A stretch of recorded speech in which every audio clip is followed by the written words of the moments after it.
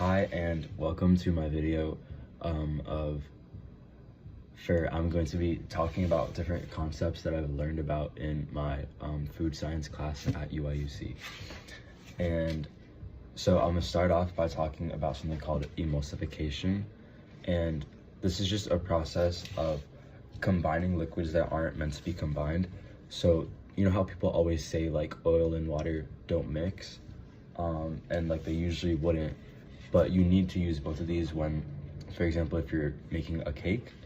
And so when you're making the cake, you use emulsification to help like reduce the surface tension for things like layer cakes or layered baked goods. And it can also help with product variability for like mass-produced cakes or any processed goods, and it can be really helpful.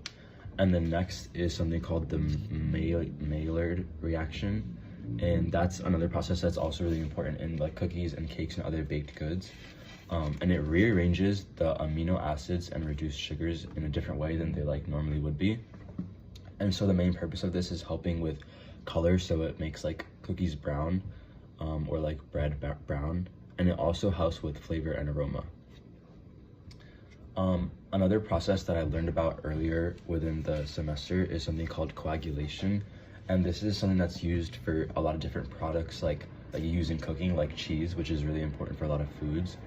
And it happens through enzyme action and acid addition or heat addition. It could be any of those three. And what it does is basically turns like a liquid, so for example milk, into something that's solid or semi-solid, like cheese curds. And that's considered a process of preserving milk since cheese has a longer shelf life. And then something else that I've learned in this class is the process of curing. And so if you've ever wondered about like beef jerky and how it's made or any like similar products to that, curing is one of the most important factors.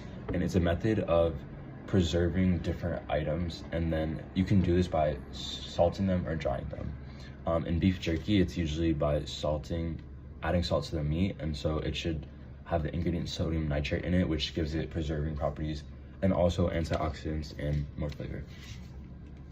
And so lastly, a concept that I've learned that seems really useful in the real world is double frying. And so this is used in creating French fries, and it's literally just the act of like frying the potatoes, then freezing them, and then frying them again afterwards. And as long as it's like the right potato oil and heat, this is like a really good technique to ensure incredible like feel to like the outside and inside of the fries texture. And so yeah, I think that's it. Thank you.